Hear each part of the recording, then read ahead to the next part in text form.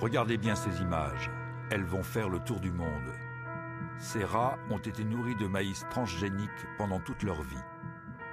Les tumeurs qui les affectent sont énormes. L'étude qui a permis de révéler l'impact des OGM sur la santé de ces rats vient de se terminer. Elle a bénéficié de moyens techniques et financiers exceptionnels. Pendant 2 ans, nous avons pu en suivre tout le déroulement. Après des années de doutes et de polémiques, allons-nous enfin connaître la vérité sur les OGM? Ne serions-nous pas alors face à un scandale de santé publique touchant le monde entier?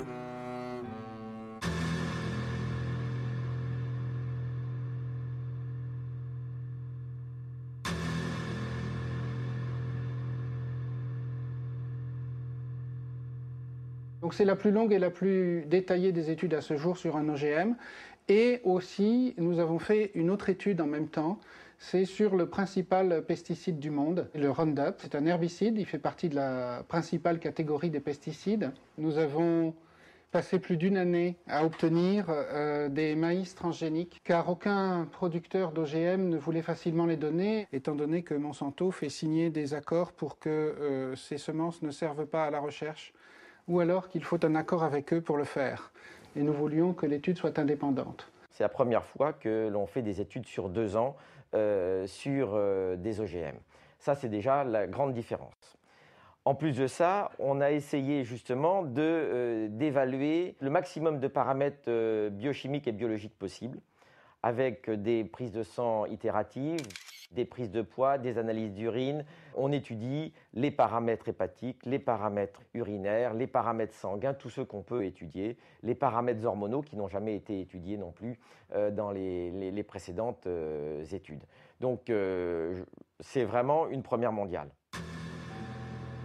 Jusqu'ici, le maïs NK603, l'OGM retenu pour cette étude, n'avait été testé que pendant 3 mois, sous le seul contrôle de son fabricant, Monsanto. Quant au Roundup, également produit par la multinationale et utilisé pour la culture du maïs, seul son principe actif, le glyphosate, avait été évalué et non sa formule complète. Or, pour permettre au principe actif de pénétrer dans les cellules de la plante, l'industriel utilise des adjuvants qui peuvent parfois se révéler plus nocifs que le glyphosate lui-même. Le but est double, à la fois de mener les études comme elles doivent être menées selon les normes internationales, mais pas en les lisant de manière la plus laxiste possible, comme font certains industriels, mais en la lisant de manière la plus rigoureuse possible.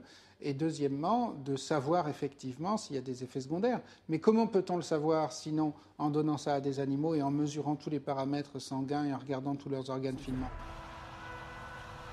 Sans doute serait-il utile à ce stade de savoir à quoi servent les OGM. C'est le plus souvent une plante qui a été conçue soit pour produire son propre insecticide, soit pour être tolérante à un herbicide qu'elle pourra recevoir à dose massive sans mourir. On comprend bien l'intérêt pour l'agriculteur. Il pourra par exemple épandre du Roundup sur son champ, toutes les mauvaises herbes disparaîtront, seul restera l'OGM cultivé. On comprend moins bien l'intérêt pour le consommateur qui risque, lui, d'avaler un produit devenu une véritable éponge à pesticides. D'où l'importance de pouvoir évaluer l'OGM et les résidus qu'il contient, et le pesticide seul. Alors pourquoi ça n'avait jamais été testé? Parce que les compagnies, elles faisaient leurs tests soit avec l'OGM traité au Roundup, comme il se doit, et donc on ne pouvait pas différencier l'effet OGM de l'effet Roundup, soit elles faisaient, sans le préciser, le test sur l'OGM. Il n'y avait pas vraiment de standard à ce niveau. Donc ce que nous avons décidé de faire, c'est enfin tordre le cou à la question, est-ce dû à l'OGM ou est-ce dû aux pesticides? Alors que pendant plus de 10 ans, les commissions nationales ne se préoccupaient pas de l'effet pesticide. Ainsi, l'Europe n'exige même pas que des tests de toxicité chronique soient menés systématiquement sur des animaux. Et quand elle le demande, ce sont les industriels qui décident eux-mêmes du protocole à utiliser. La pomme de terre Amflora, par exemple, n'a été testée que sur un groupe de 30 rats, dont 10 seulement consommaient l'OGM. Les maïs de Monsanto ont été testés sur 400 rats. 80 étaient nourris avec la plante transgénique, mais seuls 40 ont été analysés au niveau de leur sang. Dans tous les cas, aucune de ces études n'a dépassé 90 jours.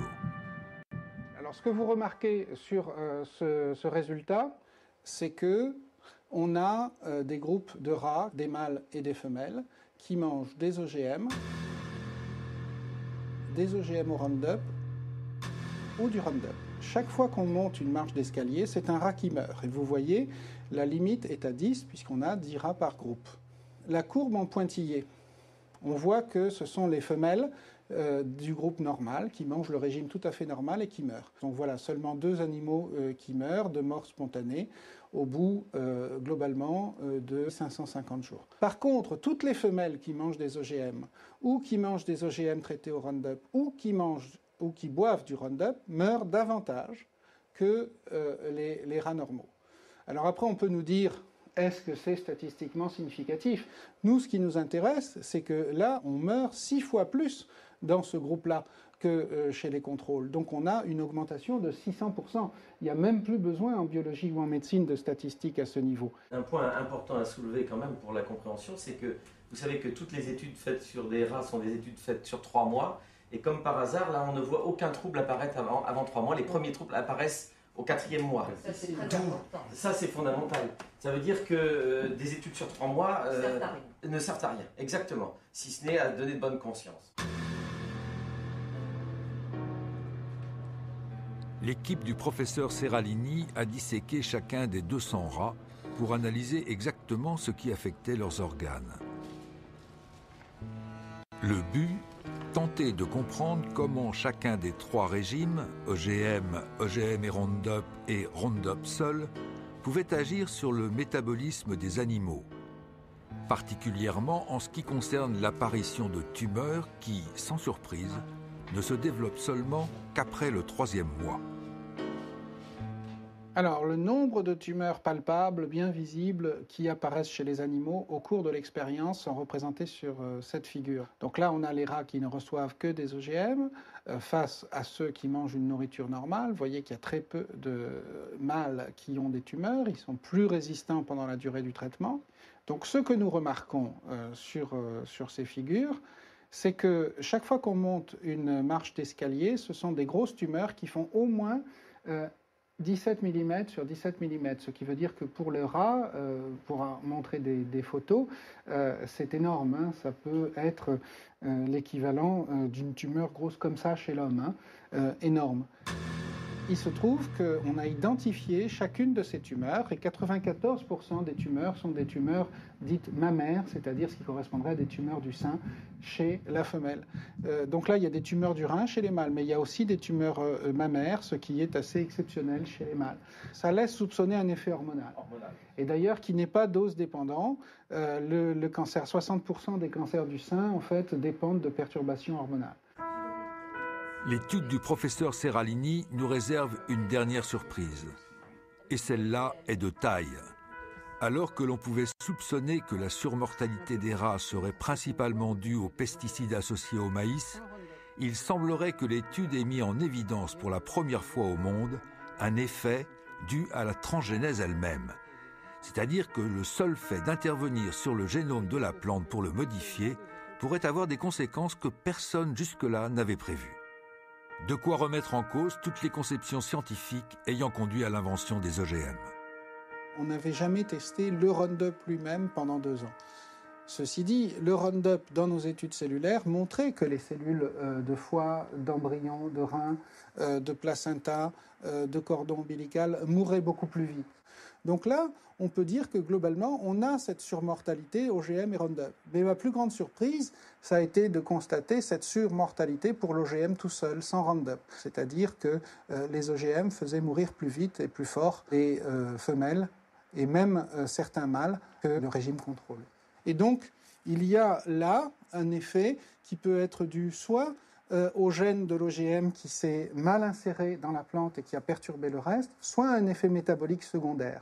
Une modification d'une céréale ou d'un maïs OGM, en fonction des gènes insérés pour le transformer en OGM, peut avoir des résultats différents. C'est-à-dire que ce n'est pas parce que cet OGM-là a cet effet-là que tous en auront, et il y en a peut-être qui en ont bien plus d'effets. Ça, c'est quand même marquant, c'est que ces 7 OGM que mangent les Américains Voilà. et cet OGM que nous importons et que les agences européennes, y compris françaises, ont autorisé à l'importation et à la contamination de l'alimentation. Aujourd'hui, seuls 2 OGM, un maïs et une pomme de terre, sont cultivés dans quelques pays européens. Ce qui n'empêche pas 27 millions de tonnes de soja transgénique d'entrer chaque année dans les ports européens. Ce soja sert à nourrir nos animaux de boucherie, mais il entre aussi dans la composition de nombreux produits alimentaires. Nous, ce que nous voulons avec cette étude, c'est que, il y ait un moratoire parce que c'est assez grave pour dire, écoutez, on ne va pas manger ça sans le savoir. Et le problème, c'est qu'on a importé tout et n'importe quoi, ou qu'on a cultivé tout et n'importe quoi aux États-Unis. Et 2, que d'autres études soient refaites et qu'on oblige tous les producteurs d'OGM à refaire ce type d'études avant d'exercer leur commerce. Un moratoire suspendant la culture des OGM a été adopté par la plupart des pays européens, dont la France.